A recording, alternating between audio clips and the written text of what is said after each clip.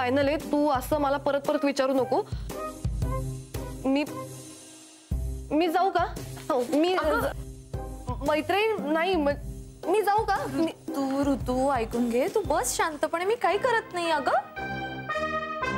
हा पण नाही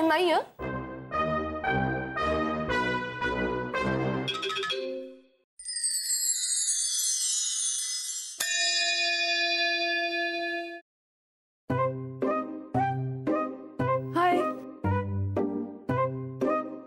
हाय. मी तू कशी आहेस? तू ध्यान करतेस का ग मी तू? हो अर्थातच. उलट मी तुलाच विचारणार होते, ध्यान वगैरे करतेस की नाही. मी प्रयत्न केला पण मला नाही जमत नाहीये ते फार. म्हणजे मी असं डोळे मिटले ना की मला झोप येते जाम, आणि मग त्याची स्वप्न पडायला लागतात. सिद्धार्थ चांदेकरची अजूनही? हो. अगं ऐश्वर्या, माताजींनी काय सांगितलं विसरलीस का तू? आपल्याला मन आकाशासारखं निरभ्र करायचंय, मोकळं व्हायचंय. असं मोकळं झालं ना की स्वप्न नाही पडणार आहे. मी बोलले माताजींशी, त्या मला म्हणल्या की तुझी साधना कमी पडते, म्हणजे चित्त एकाग्र होत नाही म्हणल्या. नाही, चित्त एकाग्र होतंय फक्त ते सिद्धार्थवर. गप ग. तुम्हाला माहितीये का, मी माताजींना जेव्हा सांगितलं ना या सगळ्याबद्दल. एक मिनिट, तू त्यांनाही हे सगळं सांगितलंस? अर्थात, त्यांच्यापासून काय लपवायचंय. तर ऐक ना, त्या असं म्हणल्या की त्यांचाही झाला होता म्हणे प्रेमभंग, म्हणून त्यांनी साधनेचा मार्ग स्वीकारला आणि त्या त्यातून बाहेर पडल्या. अच्छा, म्हणजे त्या माताजी सिंगल आहेत का? संन्यासी म्हणावं ग, सिंगल काय.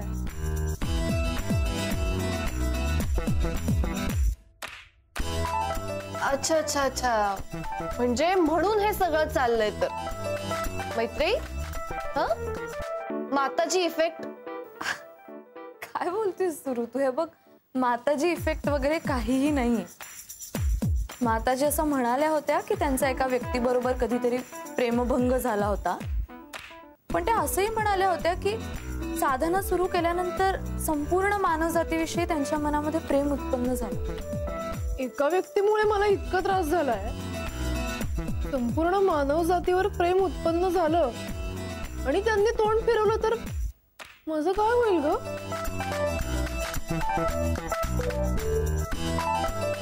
असता का? ए ऋतू, तुला नाही का ग चुंबकची आठवण येत? नाही, उलट ब्रेकअप झाल्यामुळे मला असं फ्री फील होतंय. मलाही आता फ्री झाल्यासारखं वाटतंय. बाय द वे रेणू, तुला काय वाटतं ग आदिल विषयी? म्हणजे आदिल तुझा नुसता मित्रच आहे ना?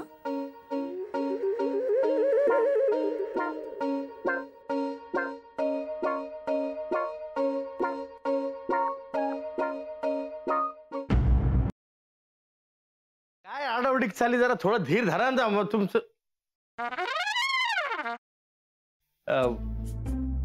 कसा आहेस दादा?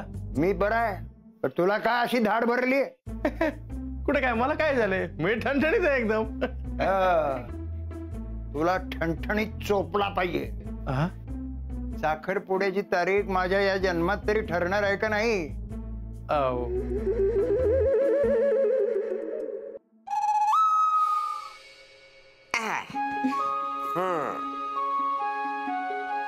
कसा वाटता? आम्हाला छानच वाटतंय, पण आम्ही साडीत कशा वाटतोय हे महत्वाचं. ऍक्च्युली आजी बऱ्या दिसतोय ना आम्ही? बऱ्या दिसतो अगो, नक्षत्र आणि दिसतास दोघं. खरंच? मला तर इतकं टेन्शन आलं होतं ना, म्हणजे याआधी कधी मी साडी नेसली नाहीये ना. हो ना, आता फक्त ही कॅरी करायला जमली म्हणजे मिळवलं.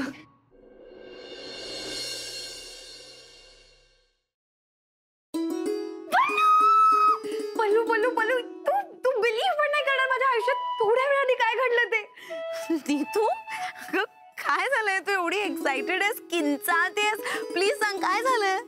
पल्लू, म्हणजे मला ना खरंच विश्वासच बसत नाही की खरंच माझ्या आयुष्यात घडतंय. कमी स्वप्नात आहे.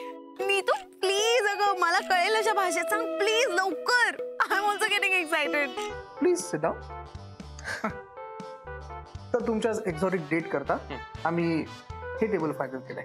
वाव अभया, हे टेबल नको. का? हे खूप मोठं होतं यार, म्हणजे नाही. असं दे ना मोठं प्रशस्त एकदम. हा तसं नाही रे, असं छोटं पाहिजे, कॉम्पॅक्ट. यार प्रत्येक गोष्टीचं एक्झाम्पल द्यायला लागते. हे बघ, हा असा हात घेतला, केवढं लांब होतोय, केवढं लांब होतोय. ते जरा असं इथे. ओके